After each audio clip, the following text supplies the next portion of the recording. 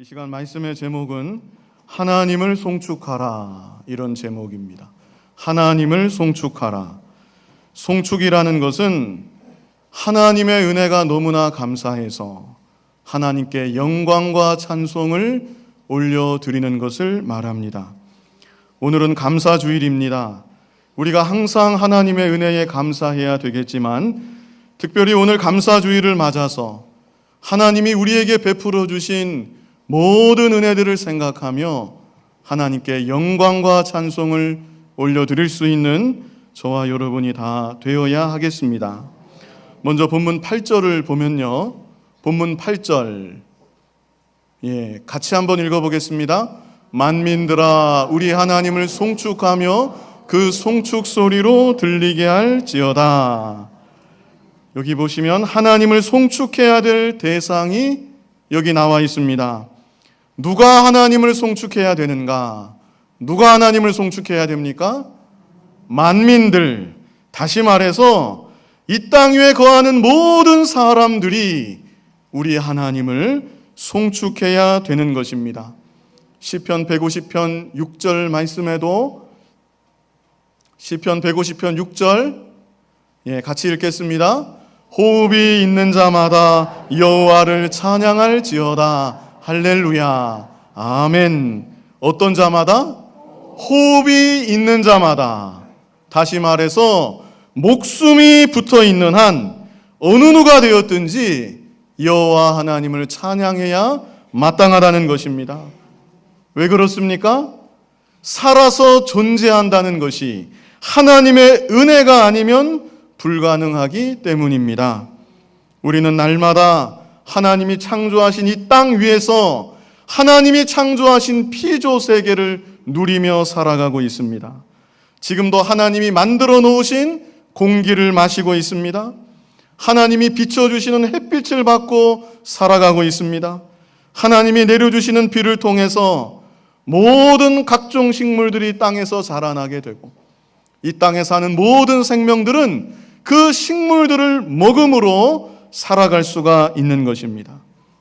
그러므로 이 땅 위의 모든 생명들은 만물의 주인이 되시고 생명의 근원이 되시고 살아가는 데 필요한 모든 것들을 공급해 주시는 하나님을 기억하며 하나님께 영광과 찬송을 돌려야 마땅한 것입니다. 여기 6절 후반부에는 6절이 아니고 본문 8절 후반부에는 그 송축 소리로 들리게 할지어다 그랬습니다. 이것은 그저 마음으로만 감사하고 조용히 웅얼거리면서 찬송하는 것이 아닙니다. 송축하는 소리가 하나님 은혜에 감사해서 하나님께 영광과 찬송을 돌리는 그 소리가 온 땅에 울려 퍼지도록, 그래서 모두가 들을 수 있도록 하나님을 송축하라고 명하고 있는 것입니다. 특별히 저와 여러분은 예수님의 십자가의 보혈로 구속함을 받은 하나님의 자녀요 하늘나라의 친백성입니다. 이 세상은 창조주 하나님을 모릅니다. 이 세상에 사는 많은 사람들이 하나님께 영광 돌려야 되지만 영광을 제대로 돌리지 못합니다.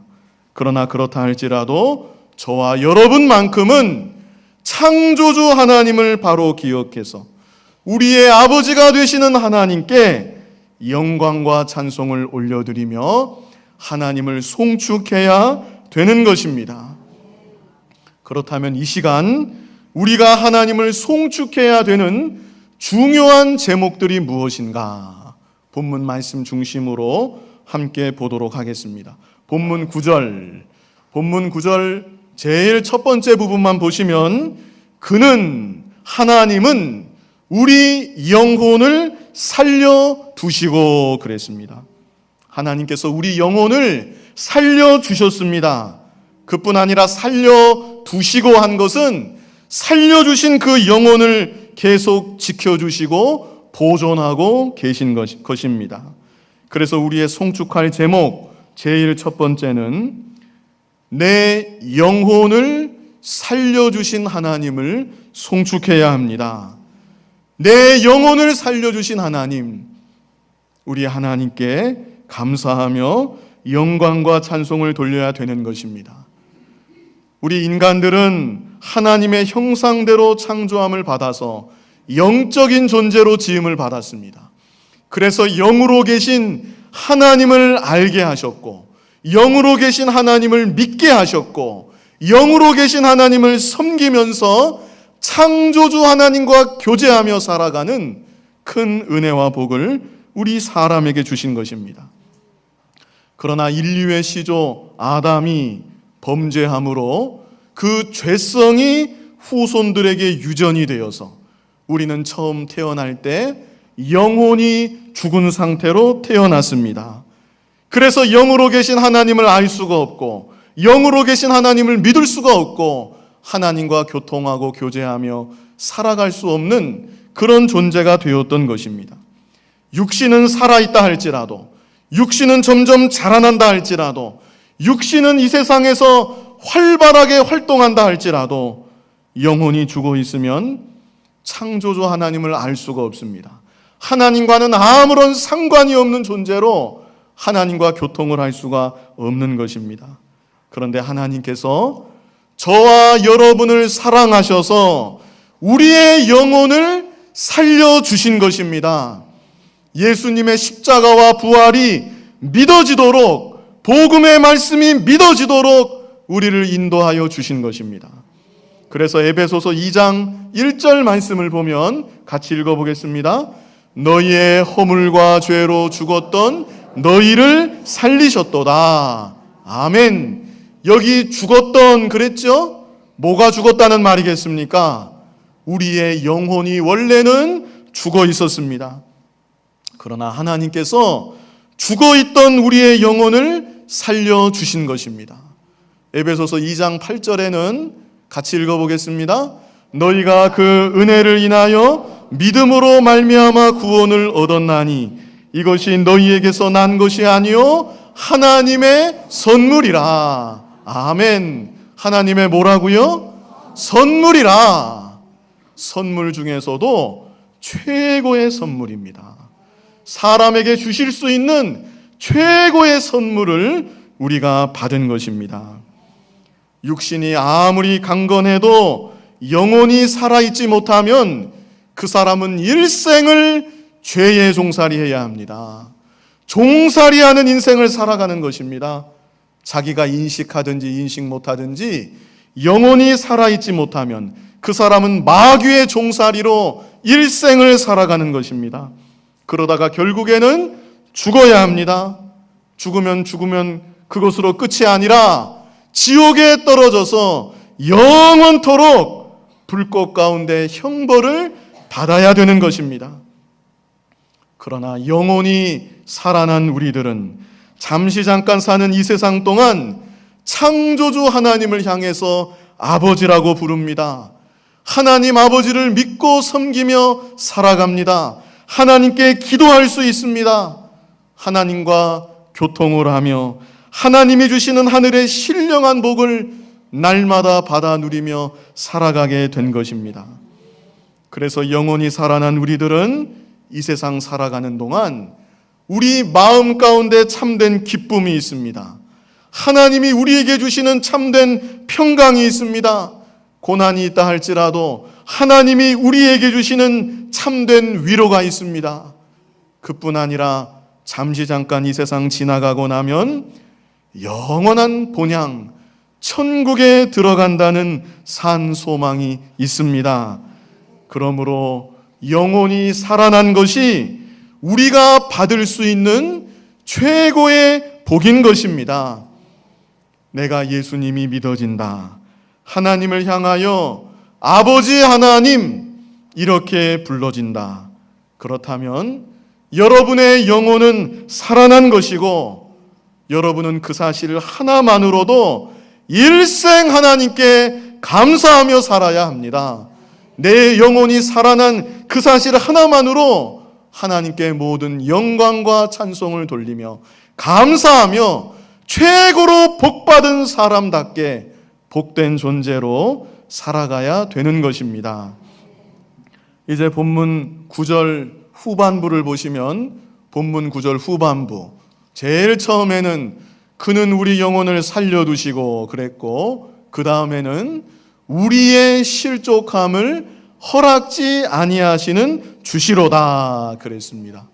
두 번째 우리가 송축해야 될 제목은 나를 실족지 않게 하여 주시는 하나님을 송축해야 합니다.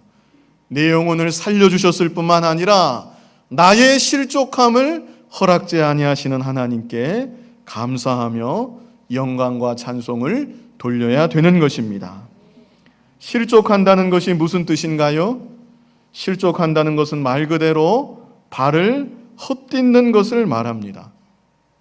평상시 내가 늘 걸어다니는 길, 무슨 울퉁불퉁한 길을 꼭 걸어가야 실족하는 게 아니에요. 평상시 내가 늘 걸어다니는 길, 평지를 걸어가다가도 발을 접질르는 수가 있습니다. 우리가 걸어가는 인생길이 그와 같습니다.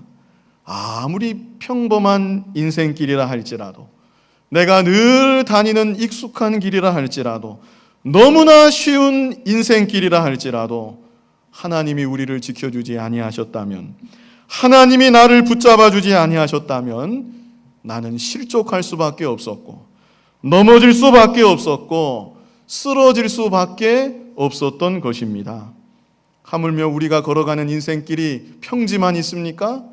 험난한 길, 한 번도 가보지 않은 길, 예측조차 할 수 없는 길, 저와 여러분이 얼마나 많이 지나왔고 또 앞으로도 얼마나 많이 지나가야 되는지 모릅니다. 그런데 하나님께서 우리의 발걸음을 주관하사 실족하지 않도록 붙잡아 주시는 것입니다. 그러므로 오늘 이 순간까지 안전하게 보호하여 주신 것, 우리는 이 하나님의 은혜에 감사하며 하나님을 송축해야 되는 것입니다. 무엇보다 중요한 것은 나의 믿음이 실족지 않도록 나를 지켜주시고 보호해 주신 하나님께 감사해야 합니다. 아무리 믿음이 좋은 것 같고 견고하게 서 있는 것 같아도 하나님께서 은혜 주지 아니하시면 언제 어떻게 될지 아무도 장담할 수가 없습니다.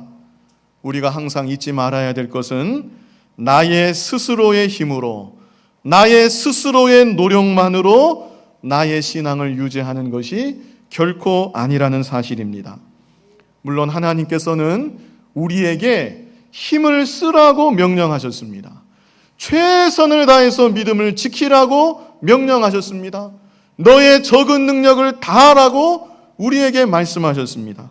그러므로 우리가 그 말씀 따라서 최선의 노력을 다 기울여야 합니다. 나의 적은 힘을 다 기울여서 믿음을 지키면서 살아가려고 노력해야 되는 것입니다. 그러나 그렇다 할지라도 하나님께서 은혜를 주지 아니하시면, 하나님께서 힘주지 아니하시고 하나님께서 나를 도와주지 아니하시면 나의 힘만으로는, 나의 노력만으로는 아무것도 할 수 없다는 것입니다.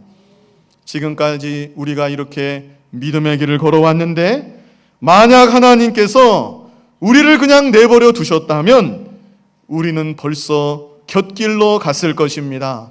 점점 더 세상 따라 죄악의 길로 갔을 것입니다. 멸망길로 들어갔을지도 모릅니다.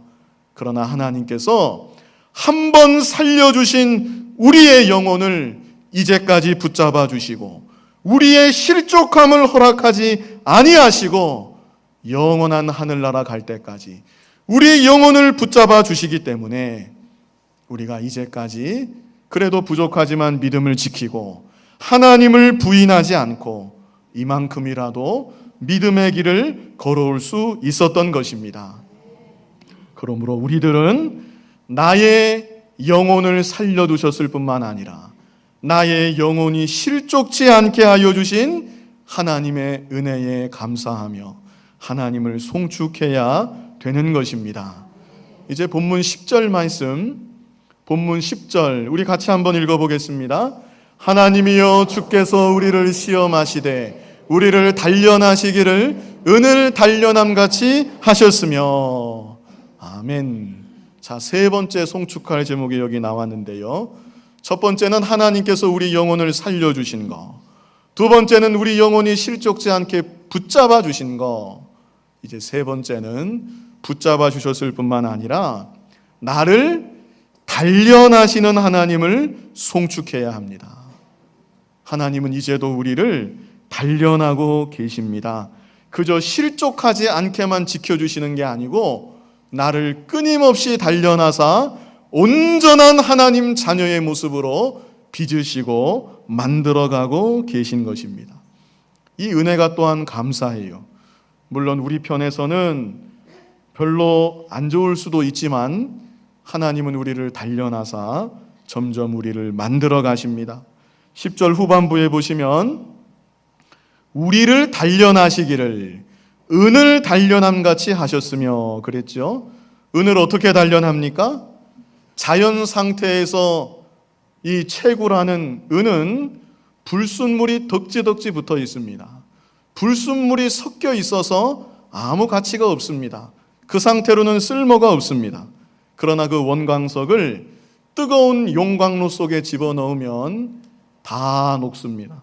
다 녹고 불순물이 위로 떠올라서 불순물을 걷어내고 순도가 있는 은을 얻게 되는 것입니다.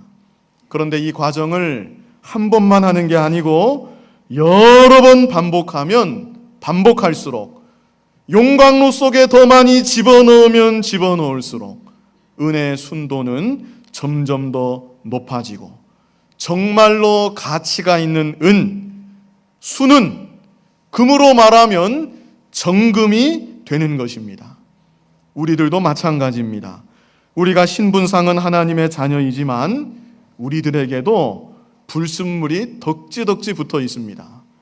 신분상은 하나님의 자녀고 거룩한 하나님의 백성이고 천국 백성이지만 그것은 어디까지나 예수님의 핏공로로 말미암은 것이지 실제 우리의 마음을 돌아보면, 우리의 행실을 돌아보면, 우리의 삶을 돌아보면 불순물이 덕지덕지 붙어 있는 것입니다. 그런데 하나님께서는 우리를 그 상태 그대로 내버려 두시는 게 아니라 우리를 뜨거운 용광로와도 같은 고난 가운데 집어넣으시고 그 가운데 우리 안에 붙어있는 불순물들이 다 뽑아져 나오도록 인도하여 주시는 것입니다. 이사야 48장 10절 말씀 같이 한번 읽어보겠습니다. 보라, 내가 너를 연단하였으나 은처럼 하지 아니하고 너를 고난의 풀무에서 택하였노라. 내가 너를 연단하였으나 은처럼 하지 아니하였다 하는 것은 실제 은을 연단하듯이 진짜 용광로 안에 집어넣은 것은 아니라는 겁니다. 그러면 우리를 어디에다 집어넣었는가? 고난의 풀무 가운데 집어넣었습니다. 용광로 같은 고난 가운데 집어넣어서 불순물이 제거가 되게 하시고 그 다음에 우리를 다시 선택해서 용광로 가운데 건져주셨다는 거예요. 베드로전서 1장 7절 말씀도 같이 읽어보겠습니다. 너희 믿음의 시련이 불로 연단하여도 없어질 금보다 더 귀하여 예수 그리스도에 나타나실 때에 칭찬과 영광과 존귀를 얻게 하려 함이라. 아멘.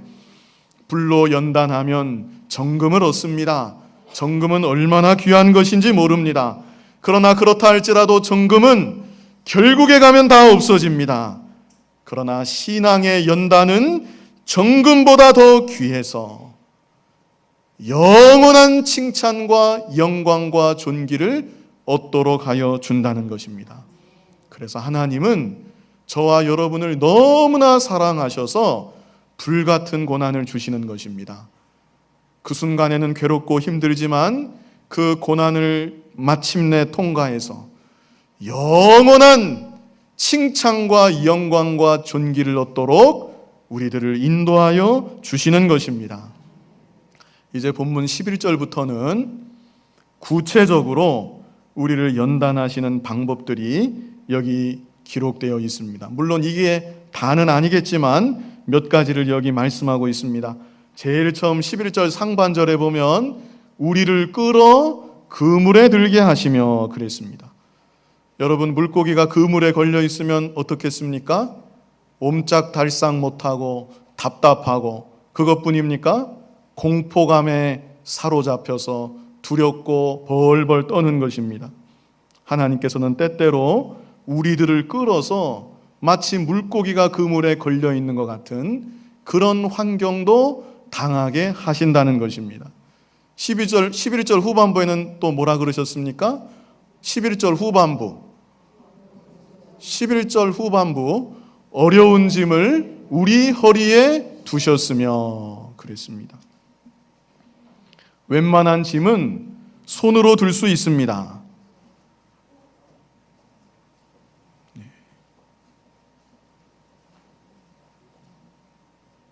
갑자기 쓰러지셨나 본데. 네.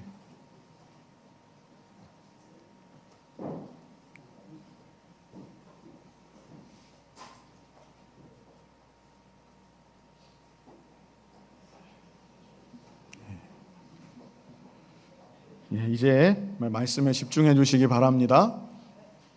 네.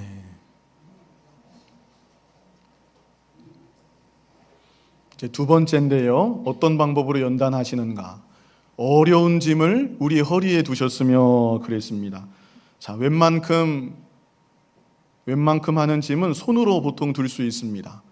그거보다 더 무거우면 어깨에 매면 되지요?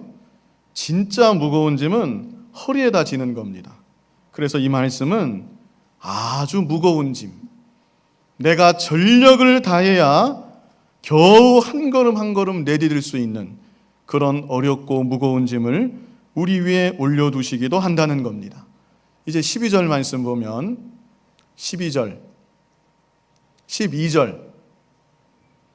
말씀 보면 자, 거기 처음에 사람들로 우리 머리 위로 타고 가게 하셨나이다. 이것은 무엇을 말하는 걸까요?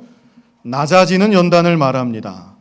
사람들이 나를 다 짓밟는 것 같은 그런 상황. 나를 다 무시합니다. 나를 다 천대합니다. 나를 다 업신 여깁니다. 하나님은 때때로 하나님의 사랑하는 자녀된 우리들에게 이런 상황도 겪게 하십니다. 자, 12절 중반절에는 우리가 불과 물을 통행하였더니 불 속을 헤쳐나가는 것 같은 상황, 창이란 물을 건너가는 것 같은 상황, 이런 상황들도 만나게 하셔서 우리를 연단하시고 견고한 믿음의 사람으로 만들어 가시는 것입니다. 그래서 하나님은 여러 가지 환경과 상황 가운데 우리를 통과하게 하시고 우리를 단련하시는 하나님이십니다. 단련의 주요 목적은 하나님의 온전한 사람으로 나를 만드시는 거예요.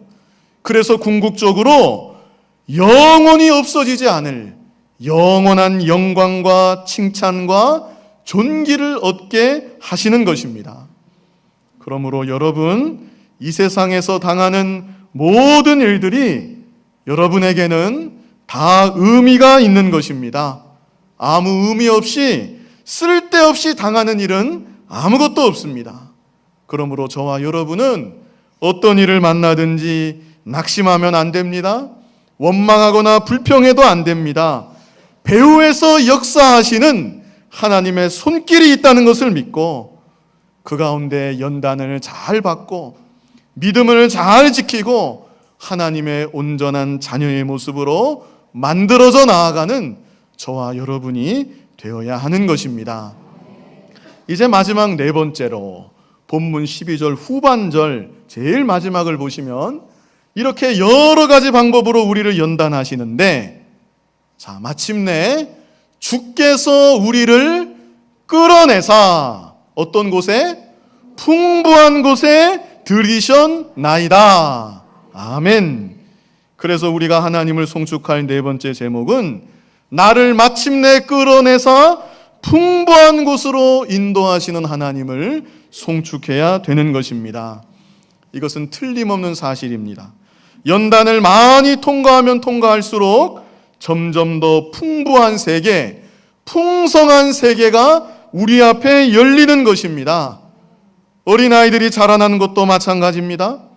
처음에는 엄마 품에서 떨어지지 않으려고 하지요. 어떤 아이들은 엄마 품에서 억지로 끌어내면 곧 죽는 것처럼 울고 떼를 쓰는 아이들도 있습니다. 그러나 그렇다 할지라도 엄마 품에서 그 아이가 계속 살면 안 됩니다. 때가 되면 엄마 품을 벗어나서 유치원에 가야 합니다. 초등학교도 가야 합니다. 중학교도 가야 되고 고등학교도 가야 되고 대학교에도 가야 되고, 때가 되면 직장에 취직해서 사회생활도 해야 합니다. 때가 되면 짝을 만나서 가정을 이루어야 합니다. 가정을 이루면 이제 시댁 식구들도 있고 처갓집 식구들도 있고 더 많은 식구들하고 관계를 맺고 살아가야 됩니다. 이 모든 과정이 결코 쉽게 되지만은 않습니다. 연단이 필요합니다. 그러나 그 연단의 과정을 잘 통과하면 단계별로 더 풍부한 세계가 자신에게 열리는 것입니다. 우리 신앙의 세계도 마찬가지입니다. 영적 세계는 더더욱 그렇습니다. 믿음을 지키면서 인내하면서 연단의 과정을 하나하나 통과할 때마다 저와 여러분은 점점 더 영적으로 풍부한 세계를 경험하게 됩니다. 그전에는 알지 못했던 하나님의 은혜를 깨닫게 됩니다. 그전에는 경험하지 못했던 하나님의 위로를 받게 됩니다. 하나님의 평강을 더 풍성하게 누리게 되는 것입니다. 그리고 마침내 하나님께서는 모든 연단의 과정을 우리로 다 통과하게 하시고 마침내 우리를 끌어내사 가장 풍부한 곳으로, 이 세상 어디에서도 경험하지 못하는 영원히 복된 세계로, 눈물도 없고 고통도 없고 오직 주님 안에서 완전한 사랑과 완전한 은혜와 완전한 평강의 강이 강수같이 넘쳐 흐르는 세계로 우리를 인도하여 주시는 것입니다.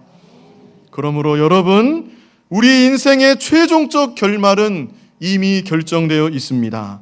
잠시 사는 이 세상에서 올라가는 때도 있고 내려가는 때도 있고 여러 가지 사건과 환경들을 우리가 다 만나게 되지만 결국에 가서는 하나님은 우리를 그 모든 환경 가운데서 끌어내사 가장 풍부한 세계, 영원히 복된 세계, 아버지가 계시는 영원한 본향 천국으로 우리들을 인도하여 주시는 것입니다. 그러므로 저와 여러분은 나를 마침내 풍부한 세계로 인도해 주시는 하나님을 바라보고 그 하나님께 감사하며 하나님을 영원토록 송축해야 되는 것입니다. 오늘 이 시간 하나님을 송축하라, 이런 제목으로 말씀을 증거했습니다. 우리가 송축할 4가지 제목들을 이 시간 보았는데요. 첫 번째는 무엇이었습니까? 내 영혼을 살려주신 하나님을 송축해야 합니다. 이것이 얼마나 큰 은혜인지 모릅니다. 내 영혼이 이제까지 죽어 있었다면 하나님도 모르고 말씀도 모르고 천국도 모르고 내세도 모르고 죄의 종살이 마귀 종살이만 했겠는데, 내 영혼을 살려주셔서 하나님을 알게 하시고 하나님을 찬송하게 하신 거 얼마나 감사합니까? 내 영혼을 살려주신 하나님을 송축해야 합니다. 두 번째는 살려주셨을 뿐만 아니라 나를 실족지 않게 하여 주시는 하나님을 송축해야 합니다. 저 본향 천국에 이를 때까지 나를 실족지 않도록 붙잡아 주시는 우리 하나님이십니다. 세 번째는 나를 어떻게 하시는? 연단하시는 하나님을 송축해야 합니다. 고난이 그 순간에는 별로 좋지 않게 느껴질 수도 있지만 그 모든 고난의 풀무를 통해서 나를 단련하사 마침내 하나님의 자녀답게 만드시고, 그래서 영원한 영광과 칭찬과 존귀를 얻게 하시는 하나님을 송축해야 되는 것입니다. 마지막 4번째는 마침내 나를 끌어내사 풍부한 곳으로 인도하시는 하나님을 우리가 송축해야 합니다. 단지 오늘뿐 아니라 앞으로 살아가는 세월 동안, 그리고 영원토록 우리 하나님을 송축하며 살아가는 저와 여러분이 되기를 간절히 바랍니다. 거룩하신 아버지 하나님, 하나님의 은혜가 만입이 다해도 갚을 길 없고 고백할 길 없습니다. 하나님의 은혜에 참으로 감사해서 영원토록 하나님을 송축하며 살아가는 우리 모두가 되게 하여 주시옵소서. 예수님 이름으로 기도하옵나이다. 아멘.